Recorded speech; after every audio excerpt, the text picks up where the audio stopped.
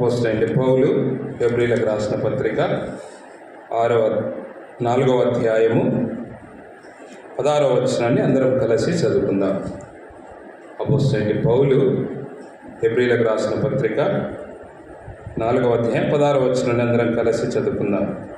కనుక మనము కనికరింపబడి సమయోచితమైన సహాయం కొరకు కృప పొందునట్లు ధైర్యముతో కృపాసనమునకు చేరుదము. దేవుడి సహాయం కొరకు చిన్న ప్రార్థన చేసుకుందాం. ప్రేమగల తండ్రి, జీవం గల నాయన యేసుక్రీస్తు వారి శ్రేష్టమైన నామములో, మహోన్నతమైనటువంటి నామములో మీకే స్తుతులు స్తోత్రాలు చెల్లించుకుంటూ వస్తూ ఉంటున్నాం. అత్యున్నతమైనటువంటి సింహాసనం మీద ఆసీనుడైనటువంటి మా దేవా, నీకే వందనాలు. ఇంతవరకు నువ్వు పాటల్లో మీరు సహాయం చేస్తూ వచ్చినారు. ప్రత్యేకంగా ఈ సమయంలో తండ్రి ప్రభా, మరి ప్రార్థన కొరకు తండ్రి చదవబడిన లేఖన భాగం ద్వారా నాతో మాతో తండ్రి ప్రభా అందరితో మీరు మాట్లాడండి. ప్రార్థనకు ఆధారంగా మీ మాటలు మాకు అనుగ్రహించమని ప్రార్థిస్తూ వస్తూ ఉంటున్నాం. తండ్రి ప్రార్థించే సమయం కూడా ఆశీర్వాదకరంగా మాకు చేస్తురండి. తండ్రి ప్రభా, మీరే మమ్మల్ని బలపరచండి. తండ్రి సహాయం దయచేయమని ప్రార్థిస్తూ వస్తూ ఉంటున్నాం. రాగలిగినటువంటి బిడ్డలందరినీ బట్టి తండ్రి నీకు వందనాలు. నీ చిత్తం, నీ ప్రణాళికలో ఇంకా ఎవరెవరైతే ఉంటున్నారో అటు బిడ్డలందరినీ మీరు నడిపించి మీరే మహిమ పొందుతూ రమ్మని కూడా ప్రార్థిస్తూ వస్తూ ఉంటున్నాం. తండ్రి సహాయం దయచేయండి. నిలబడుతున్నటువంటి నన్ను కూడా మీ శిల్వచాటును మరుగు చేసి మీరే వాడుకుంటూ రమ్మని తండ్రి ప్రభా, నన్ను నీ నోటి బూరగా వాడుకుంటూ రమ్మని కూడా ప్రార్థిస్తూ వస్తూ ఉంటున్నాం. ఇదిగో తండ్రి సమస్తమును మీ స్వాధీనంలో ఉంచుకొని మీరే ముందు నడిపించి మీరే మహిమ పొందుతూ రమ్మని యేసుక్రీస్తు వారి శ్రేష్టమైన నామంలోనే స్తుతించి ప్రార్థించి అడిగి వేడుకొంచున్నాం తండ్రి, ఆమేన్.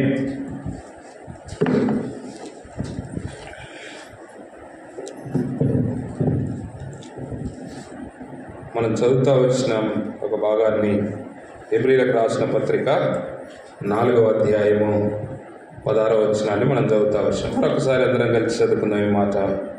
కనుక మనము కనికరింపబడి సమయోచితమైన సహాయం కొరకు కృప పొందునట్లు ధైర్యముతో కృపాసనమునకు చేరుదుము. కృపాసనమునొద్దకు. కృపాసనం అంటే కృపా సింహాసనము అని అర్థం. కృపా సింహాసనము, దేవుని యొక్క సింహాసనము దగ్గరికి వచ్చినాం ఇప్పుడు కదా. ఆయన కృప పొందుకోవడానికి, ఆయన కృప కదా, ఆయన కృప పొందునట్లుగా ధైర్యముతో ఏం చేయమంటున్నాడు? కృపాసనమునకు చేరుదము అని అపోస్తలుడైన పౌలు హెబ్రీ సంఘానికి రాస్తా ఉంటున్నాడు. నిజంగా దేవుని కృప లేకుంటే మనము ఈ క్షణం వరకు కూడా బ్రతికి ఉండే వాళ్ళము కాదు. ఇది ఎప్పుడైనా ఆలోచన చేసినారా? దేవుని కృప లేకుంటే నిజంగా నేను ఈ స్థితిలో ఉండేవాడినా, లేదంటే ఈ స్థితిలో నడవగలిగేటువంటి వాడనా, లేదంటే దేవుని సన్నిధానంలో మరి ఈ సంఘ ప్రార్థనకు నేను కూర్చొనగలనా అని ఎప్పుడైనా ఆలోచన చేశామా? ప్రేమైనటువంటి సహోదరి సహోదరులారా, మరి దేవుని కృప మన మీద ఉంది కాబట్టే మరి మనం దేవుని సన్నిధానికి వచ్చినాం, ఆయన సింహాసనం వద్దకు వచ్చినాం. ధైర్యంగా మనకేం కావాలో అడగడానికి, మనకు ఏది అవసరమో ఆ అవసరతను తీర్చుకోవడానికి. అందుకే ఆయన కృప మనల్ని ఏం చేసేదిగా ఉందంటే నడిపించేదిగా ఉందని దేవుని వాక్యం సెలవిస్తూ ఉంది. రండి ఆ మాట చదువుకుందాం. నిర్గమాకాండము 15వ అధ్యాయము 13వ వచనం. నీవు విమోచించిన ఈ ప్రజలను నీ కృపచేత తోడుకొని పోతివి, నీ బలము చేత వారిని నీ పరిశుద్ధాలయములకు నడిపించితివి. చూడండి, ఇక్కడ చూడండి, నీవు విమోచించిన ఈ ప్రజలను. మనల్ని దేవుడు ఏం చేస్తా వచ్చినాడంటే విమోచిస్తా వచ్చినాడు. అవునా కాదా? మనందరినీ కూడా ఆయన విమోచించినాడు. మన దాసత్వంలో నుంచే కావచ్చు, పాపం అనే బంధకాల నుంచి కావచ్చు ఆయన విడిపించినాడు. రెండోదిగా ఏం చేసినాడు? నీ కృప చేత తోడుకొని పోతివి. కాబట్టి దేవుని కృపచేత తోడుకొని వచ్చినటువంటి వాడుగా ఉంటున్నాడు. ఇంకా ఏమంటున్నాడు? నీ బలము చేత వారిని నీ పరిశుద్ధాలయమునకు నడిపించితివి. కాబట్టి ప్రియమైనటువంటి సహోదరి సహోదరుడా, దేవుడు తన పరిశుద్ధాలయమునకు దేవుని కృపచేత నిన్ను నన్ను ఈ క్షణంలో ఈ దినము నడిపించినటువంటి వాడుగా ఉంటా ఉన్నాడు. మరి ఇట్టి కృప అనేకులకు లేదు. ఆయన పరిశుద్ధాలయంలోకి వచ్చినాం మనం అందరము కూడా. ఎందుకు? ఆయన కృప కొరకు, ఆ ధైర్యముగా మనకు సహాయం కొరకై కృపాసనమునొద్దకు, ధైర్యముగా కృపాసనమునొద్దకు, కృపాసింహాసనానికి వచ్చి ఉంటున్నాం. కాబట్టి ఆయనే నడిపిస్తా వచ్చినాడు మనల్ని. ఎట్లా నడిపించినాడు? ఎందుకు నడిపించినాడు అంటే రండి చూద్దాం. 138వ కీర్తన 138వ కీర్తన 8వ వచనం. 138వ కీర్తన 8వ వచనం. యెహోవా నా పక్షమున కార్యము సఫలము చేయును. యెహోవా నీ కృప నిరంతరముండును. నీ చేతి కార్యములను విడిచిపెట్టకుము. కాబట్టి ఇక్కడ దావీదు అంటున్నాడు, ఏమంటున్నాడు? యెహోవా నా పక్షమున కార్యము సఫలము చేయును. కాబట్టి ఆయన ఎందుకు నడిపించినాడంటే ఆయన తన కార్యాన్ని సఫలం చేయుట కొరకు. సఫలము కదా, ఫలము లేదా సఫలము. సఫలం ఎప్పుడు వస్తుంది? ఫలం ఎప్పుడు వస్తుంది? ఫలం ఎప్పుడు దొరుకుతుంది మనకు? చివరి వరకు ఉంటే దొరుకుతుంది, మధ్యలో రాదది. అంటే ఆయన ఏంటంటే మనను చివరి వరకు తన కృపనిచ్చి నడిపిస్తూ చివరి వరకు మనను తీసుకొని వెళ్ళేటువంటి వాడుగా ఉంటాడు. చివరి వరకు అంటే క్రీస్తు దినం వరకని రాయబడతా వచ్చింది. రండి ఆ మాట చదువుకుందాం. ఫిలిప్పీలకు రాసిన పత్రిక 1వ అధ్యాయము 6వ వచనం. ఎంతవరకు ఆయన కార్యము లేదా ఆయన నడిపించేవాడుగా ఉన్నాడు అంటే మొదటి దినము నుండి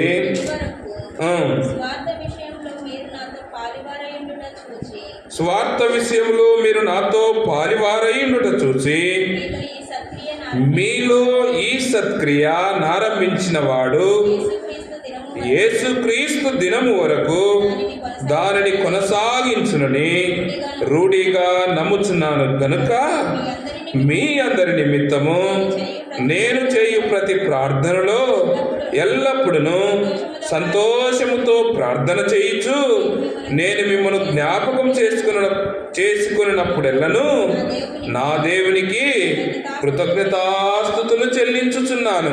ఇక్కడ చెప్తా ఉన్నాడు అపోస్తలుడైన పౌలు చెప్తా ఉన్నాడు, మొదటి దినము నుండి ఇది వరకు సువార్త విషయంలో మీరు నాతో పాలివారయుండుట చూసి మీలో ఈ సత్క్రియ నారంభించిన వాడు యేసుక్రీస్తు దినం వరకు దానిని ఏం చేయాలంట? కొనసాగించునని రూఢిగా నమ్ముచున్నాను కనుక మీ అందరి నిమిత్తము నేనేం చేస్తా ఉన్నా?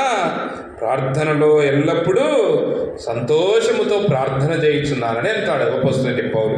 అంటే ఎంతవరకు ఆయన కార్యం సఫలం చేయాలంటే యేసుక్రీస్తు దినము వరకు. యేసుక్రీస్తు దినం అంటే ఎప్పుడు?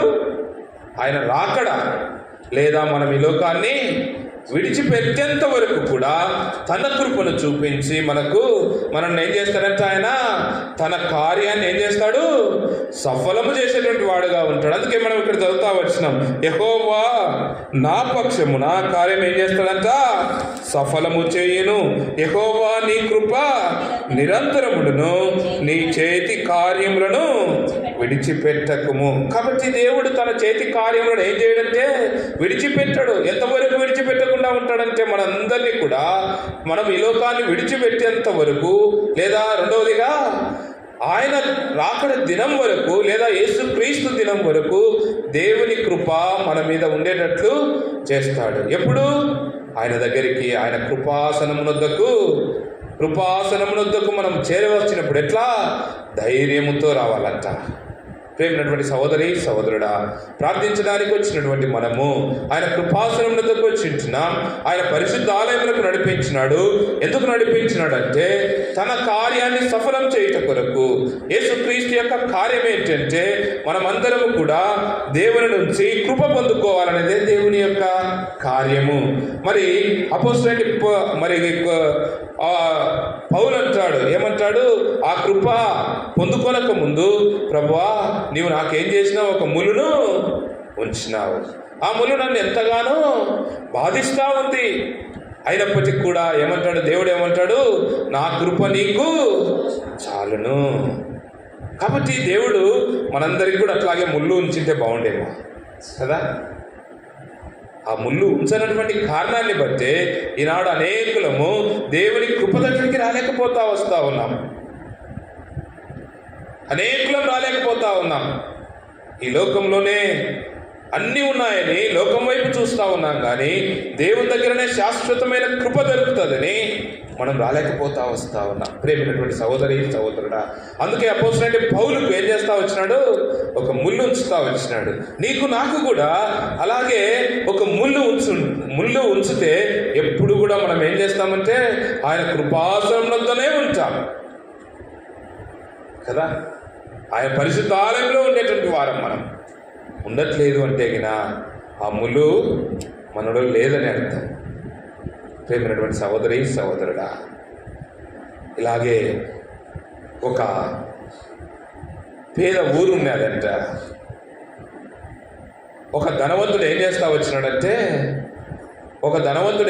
వచ్చినాడంటే ఆ గ్రామానికి వెళ్ళినాడంట. అది కూడా ఒక పేదవానిగానే వెళ్తా వచ్చినాడు. ఆయన కూడా మారువేషం వేసుకొని పేదవానిగా వెళ్తా వచ్చినాడంట. వెళ్ళి ఒక పెద్ద ఆయన ఉంటే, ముసలాయన ఉంటే ఆ కుటుంబంలోనికి పోయినాడంట. ఆ కుటుంబంలోనికి పోతే ఈయన కూడా ఒక పేదవాడుగా ఉంటా ఉన్నాడే, ఇలా వచ్చినాడే, ఆహారం తినే సమయానికి వచ్చినాడే మరి అని చెప్పేసి ఆయన కలిగినదే అన్నము పచ్చడి ఆయనకు పెడతా వచ్చినాడంట. మరి ఆ ఊరి సంగతిని గ్రహించి ఆ ఊరి పరిస్థితులన్నింటినీ కూడా విచారించి ఈ ఊరు చాలా పేద దేశము కాబట్టి ఈ ఊరికి ఏదైనా నేను సహాయం చేయాలి అనుకుంటా వచ్చినాడంట. ఆయన మెల్లి తిరిగి తన ఇంటికి వెళ్ళిపోతా వచ్చినాడంట. ఇంటికి వెళ్ళి ఆయన గొప్ప ధనవంతుడంట. ప్రతి నెల కూడా ఏం చేస్తా వచ్చినాడంటే ఆ ఊరికి ప్రజలందరి కొరకై కావలసినటువంటి సరుకులన్నీ కూడా పంపించేవాడంట. ఏం చేసేవాడు? కావలసినటువంటి సరుకులన్నీ కూడా పంపిస్తూ ఉన్నాడంట. పంపించిన తర్వాత వాళ్ళు కొన్ని దినాలకు ఏమైతా వచ్చినారు? వాళ్ళు కష్టపడి పనిచేసేటోళ్ళంట. మరి ఆ సరుకులన్నీ వచ్చేసరికి నెల వారికి కావలసినటువంటి సరుకులన్నీ వస్తూ ఉన్నాయి. వాళ్ళు పని చేయాల్సిన అవసరం లేకుండా వస్తూ ఉంది కదా. ఆ ధనవంతుడు ఆ విధంగా చేస్తూ వచ్చినాడంట. వీళ్ళు ఏమైతా వచ్చినారంటే కొన్ని దినాలకు సోమరులు అయితా వచ్చినారు కదా. పని లేకపోతే ఏమంటారు? వారిని సోమరులు అయితా వచ్చినారు. ఎందుకు సోమరులైనారు? ప్రతి నెల మనకు కావాల్సినటువంటి ఆహారం దొరుకుతూ ఉంది, ఇంకా మనం ఎందుకు కష్టపడాలి అనుకొని వాళ్ళు ఏం చేస్తూ వచ్చినారంటే ఆ విధంగా చేస్తూ వచ్చినారు. ఈయన మళ్ళీ కొన్ని నెలల తర్వాత, కొన్ని సంవత్సరాల తర్వాత పంపిస్తూనే ఉన్నాడు. ఆయన ప్రతి నెల పంపిస్తూనే ఉన్నాడు. పంపిస్తూ ఉంటే ఆయన మళ్ళీ తిరిగి అదే గ్రామానికి వచ్చినాడు. అదే వేషంతో వేసుకొని అదే ముసలాయన ఇంటికి వచ్చినాడు. ఆ ముసలాయన అప్పటికే చనిపోతా వచ్చినాడు. ఆ ముసలాయన ఏమైతా వచ్చినాడు? చనిపోతా వచ్చినాడు. ఈయన కూడా ఆ ముసలాయన ఇంటికి పోతే తన కుమారుడు ఉంటా వచ్చినాడు. కుమారుడు ఏం చేస్తా వచ్చినాడు అంటే తలుపు కొడితే కుమారుడు తలుపు దగ్గరికి వచ్చినాడు. తలుపు తీసినాడు. ఎవరు మీరు? ఏం కావాలి మీకు అని ఆ సహాయం చేసినటువంటి వ్యక్తిని వాకిలి దగ్గర నిలబెట్టి మాట్లాడి వెళ్ళిపోమ్మంటా వచ్చినాడు. అట్లాగే ఆ ఊర్లో ఉన్నటువంటి ప్రతి డోరు తడతా వచ్చినాడంట. ఆ ఊర్లో ఉన్నటువంటి ప్రతి ఇంటిని ఆయన దర్శిస్తూ వచ్చినాడు. కానీ ఎవ్వరు కూడా ఆయనకు ఆ దినాన భోజనం పెట్టలే. ఎందుకు అంటే వారికి కావాల్సినది వాళ్ళకి దొరుకుతూ ఉంది. ఇంతకుముందు ఏమైతా వచ్చిందంటే వారు సహాయం చేసేటువంటి వారుగా ఉంటా వచ్చినారు. ఇప్పుడు సహాయాన్ని ఇచ్చేవారుగా లేరు. ఎందుకంటే వారు తీసుకుంటా ఉన్నారు కానీ ఇచ్చే పొజిషన్లోకి రాలేకపోతా వస్తూ ఉన్నారు. ప్రేమైనటువంటి సహోదరి సహోదరుడా, ఆయన తిరిగి మళ్ళీ తన ఇంటికి వెళ్ళిపోతా వచ్చినాడు, ఆ ఊరు వదిలిపెట్టి. తర్వాత ఏమైతా వచ్చినాడంటే ఇచ్చే సహాయము ఇవ్వకుండా ఆపేసినాడు. ఇంకా ఆపేస్తే వాళ్ళు తిరిగి మళ్ళీ ఏమైతా వచ్చినారు, తన పనులు మళ్ళీ కొనసాగించుకోవడానికి దుఃఖముతో బాధతో కష్టపడతా ఉన్నారు. మళ్ళీ ఏంటిది అంటే ఆయన సహాయం చేస్తూ వచ్చినప్పుడు ఆ సహాయాన్ని పొందుకుంటా వచ్చినారు. సహాయాన్ని పొందుకొని ఏమైతా వచ్చినారు, కొంతకాలం సోమరులు అవుతా వచ్చినారు. మళ్ళీ తిరిగి సహాయం పొందకపోయేసరికి మళ్ళీ ఏమైతా వచ్చినారు, పనులకు వెళ్ళిపోతా వచ్చినారు. అంటే సహాయం చేస్తూ సహాయం పొందుకుంటా ఉన్నటువంటి వారు సహాయాన్ని ఇవ్వలేకపోతా వచ్చినారు. ఇక్కడ ఏంటంటే ప్రభువు కూడా నీకు నాకు కొంత సహాయాన్ని చేస్తూ ఉన్నాడు. అంతో ఇంతో దేవుడి నుంచి మనము ఆయన కృపను పొందుకుంటా వస్తూ ఉన్నాం. మనం అనేకులకు కృపను ఇవ్వలేకపోతా వస్తూ ఉంటున్నాం. కొన్ని దినాలకు దేవుని ఇంటిని మరిచిపోయినాం. అసలు ఏమైతా వచ్చింది, దేవుని మర్చిపోయినాం. ఆ సహాయం చేసే వ్యక్తిని మర్చిపోయి వీళ్ళు ఏం చేస్తా వచ్చినారు, ఎవ్వరు కూడా ఆయనకు సహాయం చేయలేకపోతా వచ్చినారు. ఈనాడు మనం కూడా దేవుడు మనల్ని ఇంకా తన కృపను చూపించి మనల్ని ఇంతవరకు కూడా ఆయన సహాయం చేస్తూ ముందుకు నడిపిస్తూ ఉంటే మనం కూడా ఏమైతా ఉన్నాం, దేవుణ్ణి మరచినటువంటి వారుగా ఉంటా ఉన్నాం. మరచిపోయి ఆయన దగ్గరికి రాలేకపోతా వస్తూ ఉన్నాం. ప్రేమైనటువంటి సహోదరి సహోదరుడా, ఆయన కృపను పొందుకోలేకపోతా వస్తూ ఉన్నాం. దేవుడు మనకు ఎన్నో మేలులు చేస్తూ వస్తూ ఉన్నాడు, ఎంతో సహాయం చేస్తూ వస్తూ ఉన్నాడు. ప్రార్థించినప్పుడు మన జీవితాలలో మన కుటుంబాలలో ఎంతో నెమ్మదిని శాంతిని సమాధానాన్ని అనుగ్రహిస్తూ వస్తూ ఉన్నాడు. కానీ అది మరిచిపోయి దేవుని ఇంటిని ఎప్పుడైతే మరిచిపోతున్నామో మళ్ళీ ఏమవుతా ఉన్నాయి, మళ్ళీ మన శ్రమలు వస్తూ ఉన్నాయి, మళ్ళీ మన కష్టాలే వస్తూ ఉన్నాయి. అన్నీ కూడా మళ్ళీ తిరిగి మనమే వాటిని పొందుకుంటున్నాం. ఎప్పుడైతే నువ్వు దేవుని దగ్గరికి వస్తావో దేవుడు ఏం చేస్తాడు, నీ దగ్గరికి వస్తాడు. నీ దగ్గరికి వచ్చి ఏం చేస్తాడు, ఆయన సహాయం చేస్తాడు నీకు. ప్రేమైనటువంటి సహోదరి సహోదరుడు, ఆ కృప నువ్వు పొందుకోవాలంటే, ఆ సహాయం నువ్వు పొందుకోవాలంటే దేవుని సన్నిధానానికి వచ్చి ధైర్యంతో ఏం చేయాలి, నువ్వు నీకు అవసరమైంది అడగచ్చు దేవుడిని. ఆయన సహాయాన్ని అర్థించవచ్చు, ఆయన కృపను పొందుకోవచ్చు. అందుకే ఆయన అంటున్నాడు ఏమని, నీ చేతి కార్యములను విడిచిపెట్టకము. ఎంతవరకు విడిచిపెట్టకుండా ఉంటాడంటే నిన్ను నన్ను కూడా ఆయన చివరి వరకు ఉంటాడంట కదా, చివరి వరకు ఉంటాడు. దాన్ని కొనసాగించాల మనము. ప్రభు దినం వరకు కొనసాగించేటువంటి వాడుగా ఉంటాడు. నీవు నేను అట్టి విధానంలో కొనసాగిస్తే, ప్రభు కొరకై ప్రయాసపడితే, ప్రభు ఇంటి కొరకై నీవు నేను దూరం కాకుండా ధైర్యంతో ఆయన కృపాసనమునందుకు వస్తే ఆయన సహాయం చేసేటువంటి వాడుగా ఉంటాడు. ఈనాడు నువ్వు సహాయం పొందుకున్నది లేదు అంటే నువ్వు అందుకే లోకంలో ఉన్నటువంటి వాటి కొరకు ప్రయాసపడతా ఉన్నావు.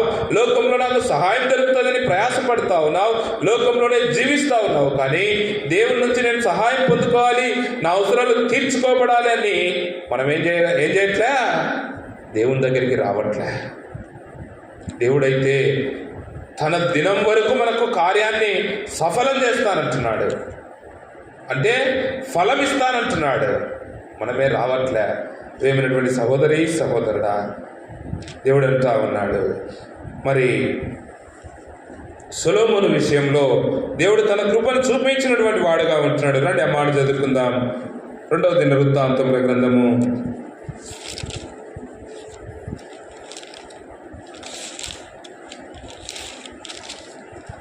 1వ అధ్యాయము 7 నుంచి 12 వరకు మార్చి చదువుకుందాం.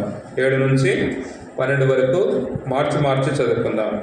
ఆ రాత్రి యందు దేవుడు సొలొమోనుకు ప్రత్యక్షమై, నేను నీకు ఏమి ఇవ్వగొరుదునో దాన్ని అడుగుమని సెలవీయగా, సొలొమోను దేవునితో ఇలాగూ మనవి చేసెను, నీవు నా తండ్రి అయిన దావీదు ఎడల బహుగా కృప చూపి అతని స్థానమందు నన్ను రాజుగా నియమించినావు గనుక, దేవా యెహోవా, నీవు నా తండ్రి అయిన దావీదునకు చేసిన వాగ్దానమును స్థిరపరచుము.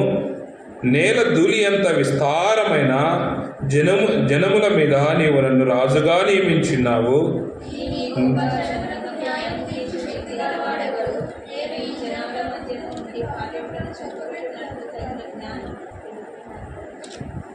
అందుకు దేవుడు సొలొమోనుతో ఇలాగు సెలవిచ్చెను, నీవు ఈ ప్రకారము యోచించుకుని ఐశ్వర్యమైనను, సొమ్మైనను, ఘనత అయినను, నీ శత్రువుల ప్రాణమైనను, దీర్ఘాయువునైనను అడగక, నేను నిన్ను వారి మీద రాజుగా నియమించిన నా జనులకు న్యాయము తీర్చుటకు తగిన జ్ఞానమును తెలివిని అడిగి ఉన్నావు. కాబట్టి జ్ఞానమును తెలివియు నీకియబడును. నీకన్నా ముందుగానున్న రాజులకైనను నీ తర్వాత వచ్చు రాజులకైనను కలగని ఐశ్వర్యమును, సొమ్మును, ఘనతను నీకిచ్చేదను అని చెప్పాను. కాబట్టి ప్రేమైనటువంటి సోదరుడా, ఇక్కడ ఎవరు కృప పొందుకుంటా వచ్చినారు? సొలొమోను. మరి నీవు నా తండ్రి అయిన దావీదు ఎడల బహుగా కృప చూపి అతని స్థానమందు నన్ను రాజుగా నియమించి ఉన్నావు కనుక, దావీదు కూడా ఏం చేస్తా వచ్చినాడు? కృప పొందుకుంటా వచ్చినాడు. బహుగా కృప పొందుకుంటా వచ్చినాడంట, మామూలు కృప కాదు కదా. మరి అలాంటి స్థానములో సొలొమోనును కూడా ఏం చేస్తా వచ్చినాడు? దేవుడు రాజుగా నియమిస్తా వచ్చినాడు. ఆ నియమించినటువంటి రాజు మరి ఇక్కడ చెప్తా ఉన్నాడు, ఏమని అడుగుతా ఉన్నాడు? నాకు ఎలాంటి జనం అంట వీళ్ళు? 9వ వచనం చివరి భాగంలో ఉంది, నేల ధూళి అంతా విస్తారమైన జనుల మీద నీవు నన్ను రాజుగా నియమించి ఉన్నావు. ఈ నీ గొప్ప జనములకు న్యాయము తీర్చ శక్తి గలవాడెవడు? నేను ఈ జనుల మధ్యన ఉండి కార్యమును చక్కబెట్టినట్లు తగిన జ్ఞానము, తెలివి నాకు దయచేయము. దేవుని దగ్గర ఏమడిగినాడినా? జ్ఞానము, తెలివిని దయచేయమన్నాడు. ఈయనేమిచ్చినాడు? దేవుడు ఏమిచ్చినాడు? చూడండి, ఇక్కడ చూడండి, 12వ వచనంలో చివరి భాగంలో చెప్తాడు, ఐశ్వర్యమును, సొమ్మును, ఘనతను నీకిచ్చేదను. కాబట్టి ఈ జ్ఞానంతో పాటు ఇంకా ఏమిచ్చినాడట? ఐశ్వర్యం ఇచ్చినాడట, సొమ్ము ఇచ్చినాడట, ఘనతను కూడా ఇచ్చినాడు కదా. చూడండి, ఒకటే అడిగితే ఎన్ని ఇచ్చినాడు ఆయన? 3 ఇచ్చినాడు. అడిగింది ఆయన ఒక్కటే, జ్ఞానం ఏమంటే ఈయనేమిస్తా ఉన్నాడు? బై 1 get 3 get 1 కాదు కదా. బై 1 get 1 కాదు, బై 1 get 3. ఒకటే అడిగితే 3 ఇస్తా ఉన్నాడు ఆయన. అంటే నువ్వు అడిగేది ఒకటి అయితే ఆయన 3 ఇస్తానంటున్నాడు ఆయన. చూడండి, ఎంత గొప్ప దేవుడో, ఎంత ప్రేమ కలిగినటువంటి దేవుడో, ఎంత కృప కలిగినటువంటి దేవుడో. ఆయన కృప ఎంత హెచ్చుగా ఉన్నదో చూడండి మన మీద కదా. మరి అలాంటి దేవుని, అలాంటి కృపాసనంలో దగ్గర మనం రాకుండా ఆగిపోతూ ఉన్నాం. ఆయన అడగకుండా అలాగే ఉండిపోతున్నాం. మనకు ఏది అవసరమో దానిని అడిగితే 3 అంతలుగా ఆశీర్వదిస్తాడు మనల్ని. ఇక్కడ సొలొమోనును అట్లాగే ఆశీర్వదించినాడు, అలాగే తన కృపనిచ్చినాడు 3 అంతలుగా. ఈ రాత్రికాల సమయంలో కూడా మనం కూడా ఈ 3 అంతలమైనటువంటి కృపను పొందుకోవాలంటే మనం కూడా దేవుని దగ్గరికి వచ్చి ఏం చేయాలి? ఆయన కృపాసనంలో ఏం చేయాలి? ధైర్యంతో మనం కూడా ఆయన అడగాలి. అడిగినప్పుడు దేవుడు ఖచ్చితంగా, అంటే మనం కూడా అట్లాంటి ప్రార్థన కలిగి ఉండాలి. ఈ సొలొమోను చేసినటువంటి ప్రార్థన మనం కలిగి ఉండాలి. సొలొమోను ఎట్లా అడిగినాడంటే ఆయన ఎంతో నమ్మకంతో అడిగినాడు. ఎంత ధూళి అంత విస్తారమైన జనుల మీద కదా. నేల ధూళి అంత విస్తారమైన జనుల మీద కదా. నేల ధూళి అంటే మనం ఒక పిడికెడు పట్టుకుంటే దాన్ని లెక్క పెట్టలేము. ఒక పిడికెడు మట్టిని తీసుకుంటే అందులో ఉన్నటువంటి ధూళిని లెక్క పెట్టగలమా? మనము లెక్క పెట్టలేము. కానీ నేలంత ధూళి అంటే అంత జనం ఇశ్రాయేలు ప్రజలకు ఈయన రాజుగా చేసి వారి మీద రాజుగా చేసినప్పుడు నాకు జ్ఞానం కావాలి ప్రభు అంటా వచ్చినాడు. జ్ఞానమే కాదు, నీకు ఐశ్వర్యం ఇస్తా, ఇంకా సంపద ఇస్తా, ఇంకా ఏమిస్తా? ఘనతను కూడా ఇస్తా. చూడండి ఎంత కృపను దేవుడు ఇస్తా వచ్చినాడు. ఈ రాత్రికాల సమయంలో మనకున్నటువంటి అవసరాలను కూడా మనం అడిగితే దేవుడు 3 అంతలుగా మనను కూడా తన కృపను చూపించి ఆశీర్వదించేవాడుగా ఉంటాడు. అందుకే మనం ధైర్యంగా ఎక్కడికి రావాలి? దేవుని కృపాసనం వద్దకు రావాలి. వచ్చినట్లయితే దేవుడు తన కృపను మన మీద మూడంతలుగా ఇచ్చేటువంటి వాడుగా ఉంటాడు ఇక్కడ మాట్లాడినటువంటి విధానాన్ని బట్టి. కాబట్టి మనం ఏం చేస్తూ రావాలా? ఈ సొలొమోను వలె మనం కూడా ప్రార్థన చేసినప్పుడు ఖచ్చితంగా మనకు కూడా ఏది అవసరమో, అప్పుడు సొలొమోనుకు జ్ఞానం అవసరం కాబట్టి జ్ఞానం అని అడిగినాడు. నీకు నాకు ఏది అవసరమో, లేదా మన సంఘానికి ఏమవసరమో, మన కుటుంబాలకి ఏది అవసరమో, మన కుటుంబంలో ఉన్నటువంటి వారికి ఏది అవసరమో అడిగితే దేవుడు ఖచ్చితంగా సొలొమోనుకు ఇచ్చినటువంటి ఖచ్చితంగా నీకు నాకు కూడా అట్టి కృపను దేవుడు దయచేసేటువంటి వాడుగా ఉంటాడు. కాబట్టి మళ్ళీ ఒక్కసారి హెబ్రీయులకు రాసిన పత్రిక 4వ అధ్యాయం 16వ వచనాన్ని చదువుకొని మనం ప్రార్థనలో ప్రవేశిస్తాం. రండి.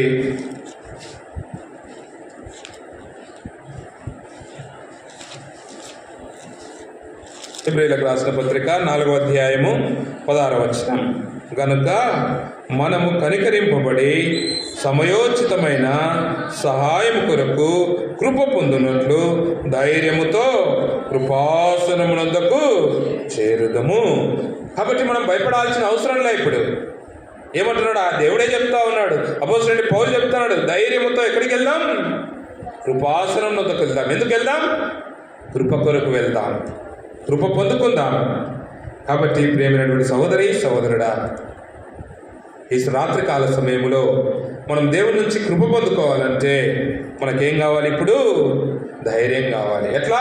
సొలొమోను వలె మన ధైర్యంతో మనం అడిగితే మనకు కావాల్సినవన్నీ దాచుకోనకుండా కదా. కొన్ని మనం హైడ్ చేస్తూ ఉంటాం, మన పరిస్థితులను మనం ఏం చేస్తూ ఉంటాం? దాస్తూ ఉంటాం. హైడ్ అంటే దాయడం అని.